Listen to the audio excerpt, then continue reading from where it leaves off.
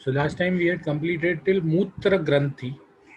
मूत्र ग्रंथि में यूरेथ्रा के यहाँ ग्रंथि जैसा उत्सेद आ जाता है, which is blocking of the urethra. मैंने आपको डायग्राम ड्रॉ करके भी बताया था कि यूरेथ्रा के अंदर स्ट्रक्चर या कोई ग्रोथ आ जाता है.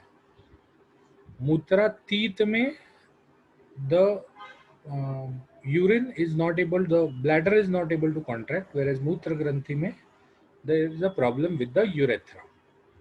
So now we come to the next part, that is विटघात. विटघात मतलब, विट मतलब स्टूल्स, विघात मतलब अपने स्थान से चले जाना या दूषित हो जाना. तो विट विघात can be easily correlated with your rectovesicular fistula. मतलब what is a fistula? Fistula is a track. Fistula is a track. जैसे in the normal course, suppose if this is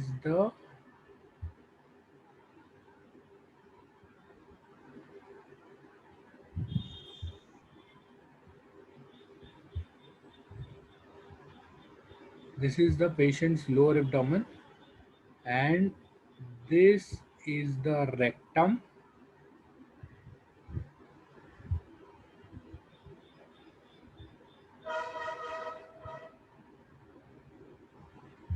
and this is the bladder. So what happens is from the rectum to the bladder a track is formed. A track is formed. Track मतलब opening. तो rectum में opening हो जाता है, similarly bladder में opening हो जाता है, और it might be from the distal part of the rectum और the proximal part of the rectum. तो this is what is known as विटघात. ये जो दिख रहा है ये विटघात है. Usually where fistulas occur, fistulas will occur from the rectum to the outside. This is the usual course of fistula which many people suffer from. इसीलिए when they pass stools, stools come out from two ways. One is from here and one is from here. और ये fistula भरने के लिए बहुत तकलीफ भी होती है, because there are continuous too. यहाँ तो आपके यहाँ स्पिंक्टर है, here you have a sphincter, but here you don't have a sphincter. इस एरिया में कोई स्फिंक्टर नहीं है, तो इसीलिए ये एरिया में स्टूल्स भरे हुए ही रहते हैं. बिकॉज यहाँ स्टूल्स भरे हुए ही रहते हैं, वो जो जख्म हुई है वो भरती नहीं है, और इसीलिए इसको भगंदर बोलते हैं. भगंदर, भगंदर, भगंदर. तो this is what is known as विटघात. विटघात इज सिमिलर टू भगंदर, but Bhagandar में it is the fistula comes out from the rectal area to the buttocks, whereas in Vitghat the fistula is between the rectum and the bladder. It is between the rectum and the bladder. तो विटघात से क्या क्या होगा?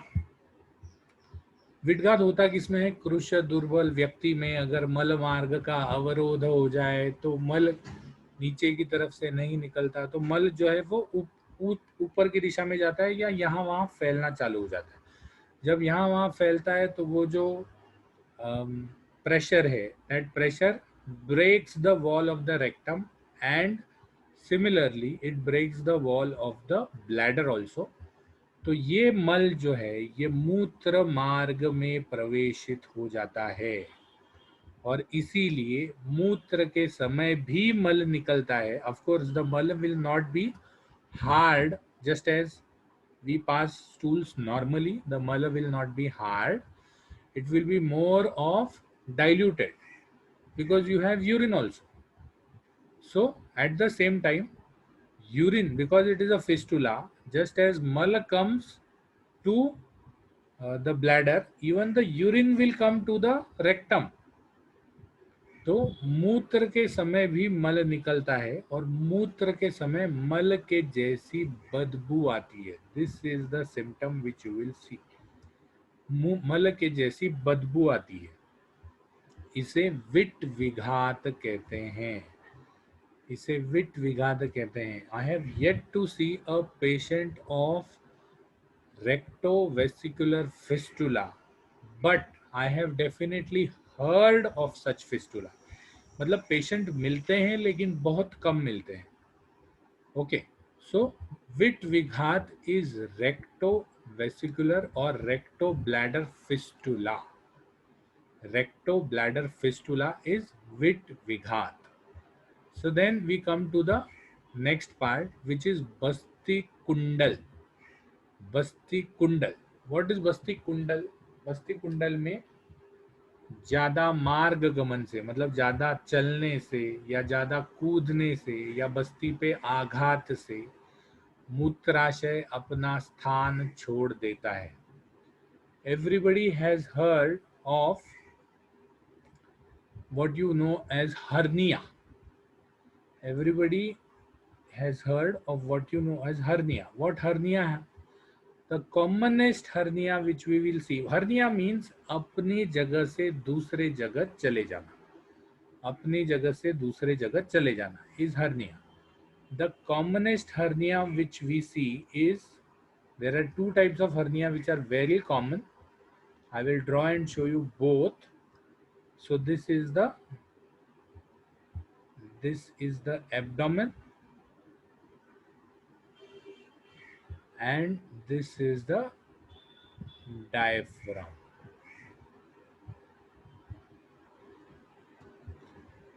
So the stomach is usually from up to here comes the esophagus, and the stomach comes here. Sorry about the drawing. My stomach is literally very small. Stomach is a little bit bigger. तो ये जो stomach है इसके ऊपर ये diaphragm है, और ये जो ड्रॉ किया गया है this is the inguinal ligament. So when a part of the intestine comes out of the inguinal ligament,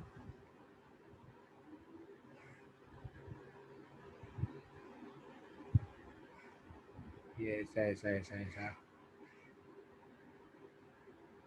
when a part of the intestine comes out of the inguinal ligament, this is known as inguinal hernia.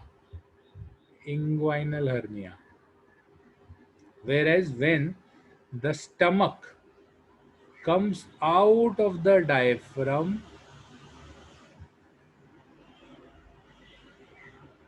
ऐसा हो जाता है stomach. So this is known as hiatus hernia। hiatus hernia। दोनों में भी it is चल। चल का क्या मतलब है कि जब हम यहाँ दबाएंगे तो इट इज रिट्रैक्टेबल। ये इंटेस्टाइन का पार्ट जो है ये ऊपर चला जाता है। Otherwise in inguinal hernia you get a pouch like structure coming out of the groin region, coming out of the inguinal region. If you can stop just one moment, I will try to show you how the hiatus hernia is not visible from outside, but inguinal hernia is very nicely visible from outside. So just let me show you how the inguinal hernia is so that you can understand what hernia is. Just one moment. You might have not seen the inguinal hernia anytime.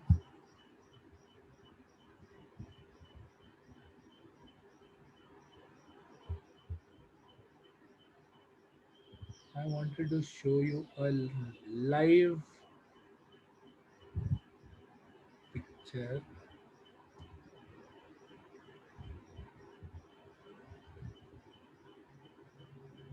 Inguinal hernias are very common.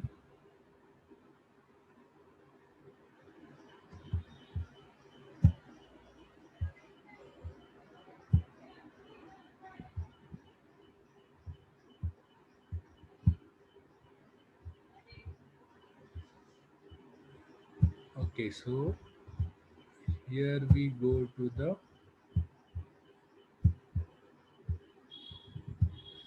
see here. Now here is either the penis or the vagina, whatever it is. But this is the this is the thigh. यहाँ पर जो है, this is the thigh. Let me see if I can make it bigger. Okay, so this is the thigh. This is the penis or the vagina, जो कुछ भी है यहाँ पर. This is where the inguinal ligament is. यहाँ पर inguinal ligament होता है और इस inguinal ligament में से intestine का part बाहर आ जाता है. So to show you how inguinal hernia is, let me go to the, Jaya, कोई doubt?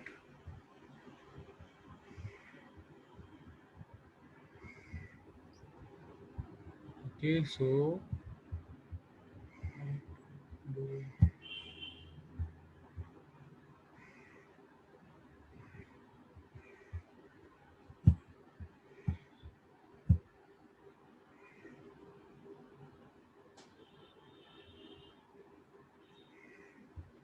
this is how the,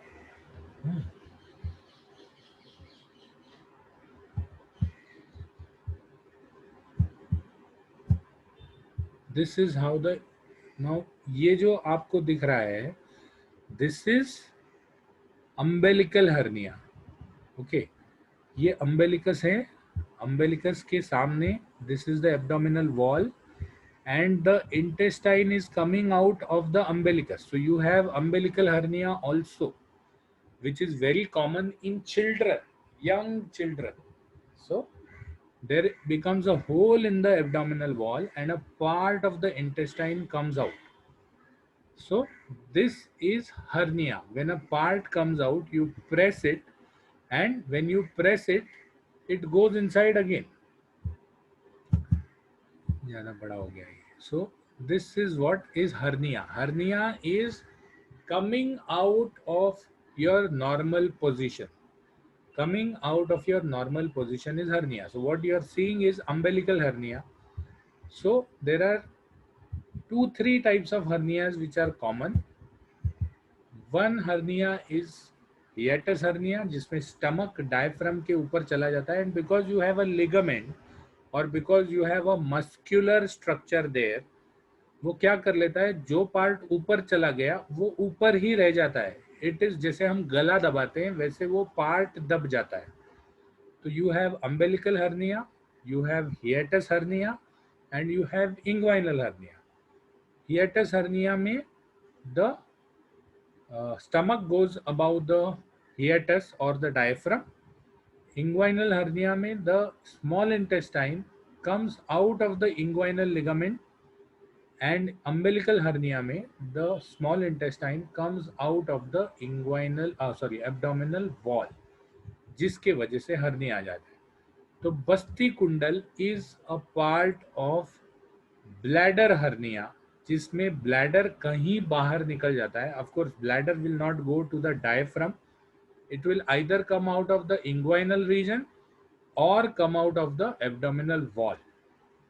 तो मूत्राशय अपना स्थान छोड़ देता है, गर्भ जैसे फूल जाता है. गर्भ जैसे फूल जाता है मतलब बहुत सारा नहीं फूलता, लेकिन जैसे we have seen in abdominal hernia या इंग्वाइनल हर्निया, एक उत्सेद निर्माण हो जाता है वहां पर, because the bladder has been strictured या ब्लैडर पे प्रेशर आ गया, तो दर्द उत्पन्न हो जाता है, दाह उत्पन्न हो जाता है, और ये सिम्टम जो है ये ज्यादा दिखेगा. I have not seen a patient of bladder hernia, but मूत्र दबाने पर बूंद बूंद धार जैसा निकल जाता है, बिकॉज मूत्र इज ऑल्सो कैप्चर्ड देयर. तो जैसे ही वो पार्ट दबाएंगे वहां का मूत्र निकल जाएगा और धार, बूंद बूंद जैसी धार आएगी दबाने पर. सो बस्ती कुंडल यू कैन को रिलेट विद ब्लैडर हर्निया. ये बस्ती कुंडल है. Okay, so we have completed Basti Kundal also. Now let us go to the next slide. So हमने देखा कि जितने भी मूत्र के रोग हैं ये ज्यादा करके वात से उत्पन्न होने वाले हैं। हर रोग में हमने देखा वात का अनन्य साधारण महत्व है। For exams, if you remember the allopathic correlation of that particular disease, you will be able to write about the symptoms of the disease better. So I am recording this lecture, I'll be putting it on YouTube, just like I try to put all other lectures also. 1.5 GB का ये है तो थोड़ा बहुत आगे पीछे हो जाता है, so I am very sorry about it. But वात के साथ साथ अगर पित्त भी बढ़ा हुआ हो या कफ भी बढ़ा हुआ हो तो इन्हीं रोगों में या इनसे हट के और भी जो मूत्र रोग त्रिमर्मीय चिकित्सा में बताए गए हैं उसमें क्या क्या सिम्टम्स दिखते हैं वो उन्होंने यहाँ बताया है। अगर पित्त बढ़ा है तो दाह होगा और मूत्र में विकृत रंग होगा। पित्तम रंजन, पित्त रंजन के लिए यूज होता है, तो रंग विकृत हो जाएगा और दाह उत्पन्न होगा। वैसे ही कफ से अगर मूत्र दूषित हो गया है या मूत्र रोग हुआ है तो इसमें भी कफ से शोथ उत्पन्न हो जाएगा, गौरव उत्पन्न हो जाएगा, श्वेत या सांद्र और स्निग्ध मूत्र आना चालू हो जाएगा। So again this slide is not so much important, we go to the साध्या साध्यत्व। इसमें लिखा गया है कि पित्त और कफा नहीं, कफ, पित्त और कफ भी वात के साथ अगर विकृत हो जाता है तो तीनों दोष अगर विकृत होके मूत्र वाले रोग उत्पन्न करते हैं तो मूत्र वाले रोग असाध्य हो जाते हैं। और लक्षणों से उन्होंने कहा कि मूत्र मार्गावरोध न हो। अगर मूत्र के मार्ग में अवरोध न हो, जैसे कैंसर हो गया यूरेथ्रा का, तो अवरोध हो जाता है। और बस्ती कुंडलीभूत न हो, कुंडल मतलब जब बस्ती में टॉर्जन न हो या बस्ती स्ट्रिक्चर न हो या बस्ती मतलब अवरोध न हो, बेसिकली मूत्र ठीक तरह से बाहर आता रहे और पित्त कफ और वात विकृत ना हो तो वो साध्य होते हैं।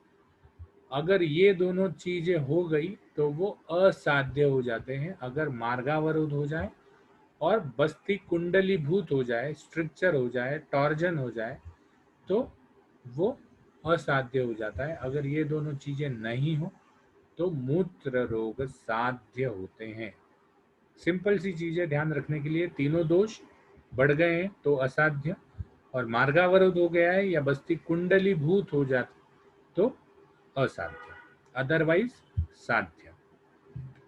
अब मूत्र मार्ग के रोगों की चिकित्सा उन्होंने बताई है। मूत्र मार्ग के रोगों की चिकित्सा में मूत्र विरेचनीय द्रव्य, जो षट द्रव्य शताश्रितीय अध्याय में बताए हैं उन्होंने, 10 प्रकार के मूत्र विरेचनीय द्रव्य सूत्र स्थान में बताए हैं।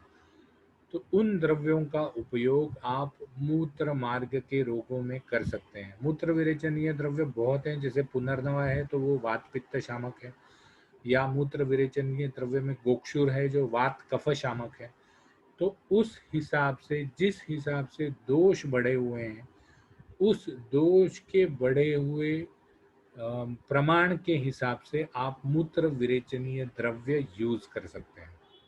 उसके बाद मूत्र मार्ग के रोगों की चिकित्सा के लिए बस्ती भी यूज करने को कहा गया है। बस्ती सिद्धि अध्याय आगे आएगा, तो बस्ती सिद्धि अध्याय में अलग अलग प्रकार के बस्ती दिए हुए हैं, जिसमें से योग्य प्रकार का बस्ती आप मूत्र मार्ग के रोगों में यूज कर सकते हैं। साथ ही साथ उन्होंने यहाँ पर एक अलग प्रकार का बस्ती बताया है, उत्तर बस्ती। उत्तर बस्ती is given in the males through the urethral route. Usually बस्ती is given through the anal route, लेकिन मूत्र मार्ग के रोगों की चिकित्सा के लिए यूरेथ्रल रूट से बस्ती दिया जाता है। और मेल्स में यूरेथ्रल रूट से दिया जाता है, नॉट ओनली फॉर मूत्र मार्ग but for infertility diseases also it is given via the urethra. The reason being, in the males the reproductive tract and the urinary tract is common. The reproductive tract and the urinary tract is common. Whereas Uttar Basti is given at two places in females. One is through the urethra and one is through the vagina. This is because in females the urethral tract and the reproductive tract is separate. Okay, यहाँ तक किसी को कोई doubt है या कुछ समझा नहीं है? फाइन. सो उत्तर बस्ती कैसे दी जाती है उस चीज को उन्होंने अगले स्लाइड में बताया है, अगले श्लोक में बताया है. स्लाइड मैंने बनाई है.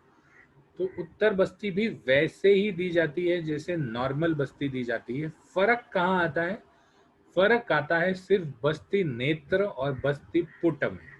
Because rectum is a bigger organ, तो हमारा बस्ती नेत्र, और anus is a bigger hole, so हमारा बस्ती नेत्र जो है, बस्ती नेत्र मतलब व्हाट इज बस्ती नेत्र? बस्ती नेत्र मतलब जो पाइप हम बस्ती देने के लिए यूज करते हैं, दैट इज बस्ती नेत्र. सॉरी, ऐसा होता है बस्ती नेत्र. So this pipe is bigger in the regular basti. This putta is also bigger in the regular basti. Whereas in Uttar Basti, the pipe is smaller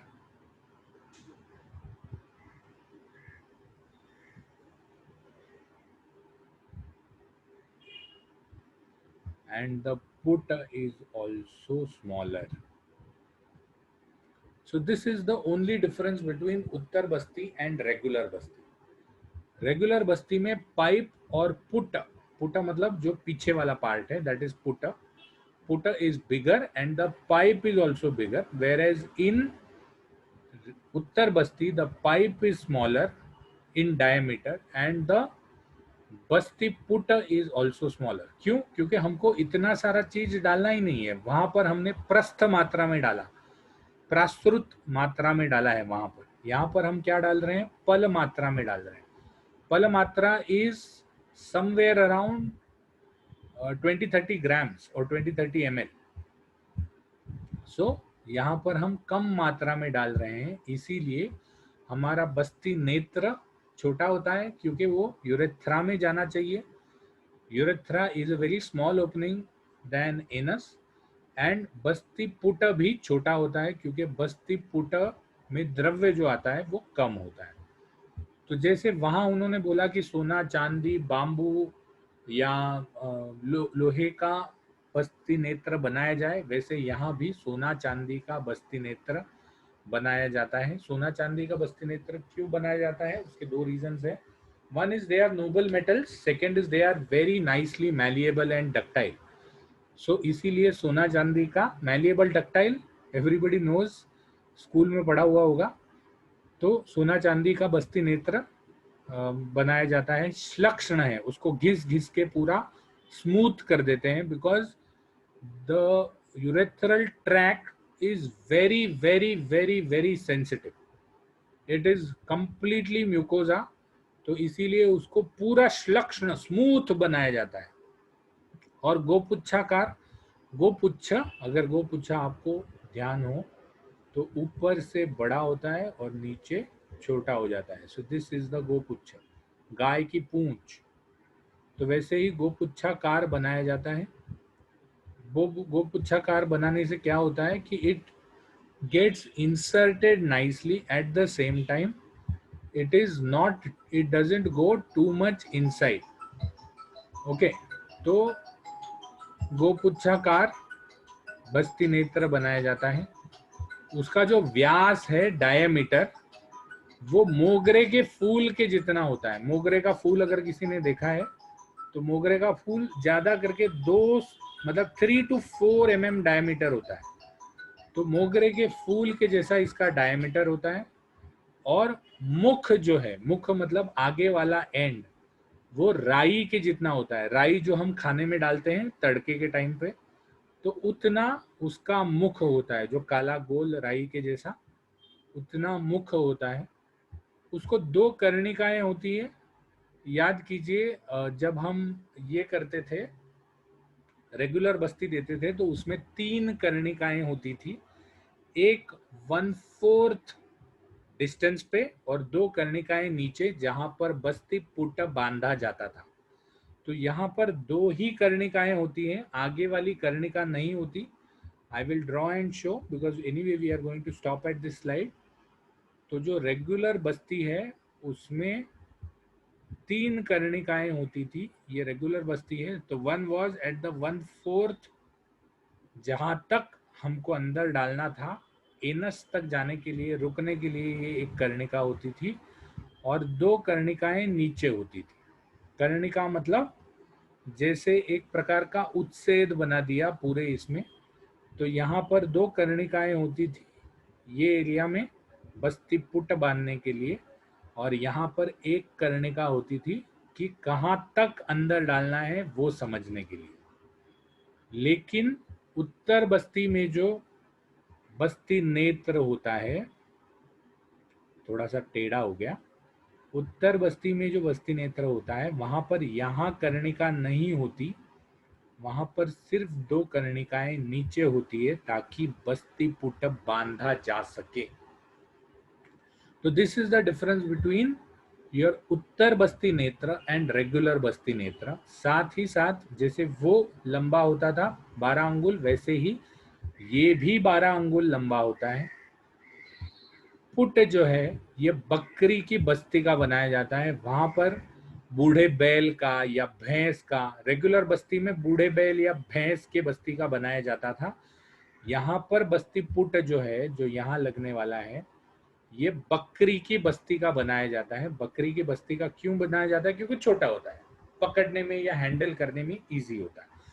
और इसमें अर्धपल मात्रा में, वहां पर प्राश्रुत योगीय प्राश्रुत मात्रा में दिया जाता है, यहाँ पर अर्धपल मात्रा में दिया जाता है, that is around 20 to 30 grams और 20 to 30 ml दिया जाता है।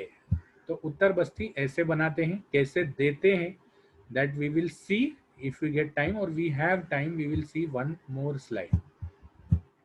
उत्तर बस्ती कैसे देते हैं? तो रोगी को स्नान करके, अन्न लेके, वेगोदीर्ण करके, मतलब वेग को पास ऑन करके रुग्ण को जानू की हाइट के पीठ में, मतलब घुटने के हाइट के टेबल पे बिठाया जाता है।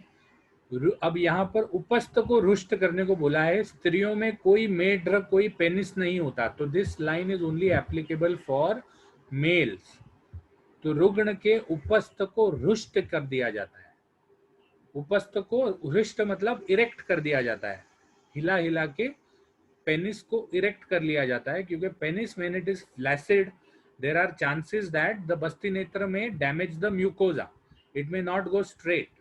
तो इसीलिए उस रुग्ण के पेनिस को इरेक्ट कर लिया जाता है। फिर एक शलाका ली जाती है और उस शलाका को घुर्त में डाल के, पहले शलाका उस मूत्र मार्ग के अंदर डाली जाती है। ये क्यों डाली जाती है? क्योंकि मार्ग की लंबाई और अवरोध को नापने के लिए, मार्ग की लंबाई और अवरोध को नापने के लिए कि कहीं कोई अवरोध तो नहीं है और मार्ग की लंबाई कितनी है। क्यों? क्योंकि हमारी तीसरी कर्णिका नहीं है। तो जब हमारी तीसरी कर्णिका नहीं है, हमको पता नहीं है कि यूरेथ्रा कितना लंबा है।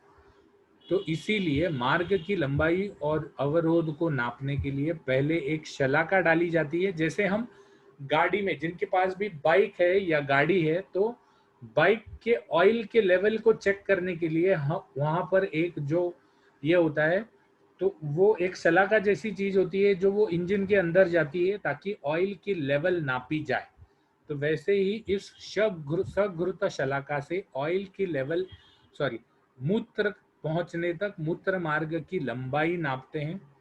फिर धीरे धीरे नेत्र को अंदर डालते हैं उतने लंबाई तक और पुट को दबा देते हैं, पुट को दबा देते हैं ताकि बस्ती अंदर चली जाए। बस्ती बाहर निकालने के बाद, because in this area there is no anus, जिसकी वजह से बस्ती रुक जाए, तो एक वर्ती डालने का विधान है। वर्ती मतलब कुछ नहीं, एक जैसे योनिवर्ती बताई थी या नासावर्ती बताई थी, वैसे ही एक वर्ती जैसा स्ट्रक्चर होता है जो हम यूरेथ्रा में इंसर्ट करते हैं। और लास्ट में उन्होंने कहा है कि स्त्रियों में अगर उत्तर बस्ती देनी है, स्त्रियों में अगर उत्तर बस्ती देनी है तो वो आर्तव काल में दे, अराउंड द 4th और 5th day of the menses, because उस समय में आपका जो योनि का मुख है, the opening external os of the uterus is open, तो इसीलिए बस्ती देने में इजी पड़ता है। तो स्त्रियों में उत्तर बस्ती जो है वो आर्तव काल में देते हैं। मूत्र मार्ग में बस्ती कभी भी दे सकते हैं, लेकिन उत्तर बस्ती जो है वो आर्तव काल में देते हैं अगर रिप्रोडक्टिव सिस्टम में डालनी हो तो। Okay, so here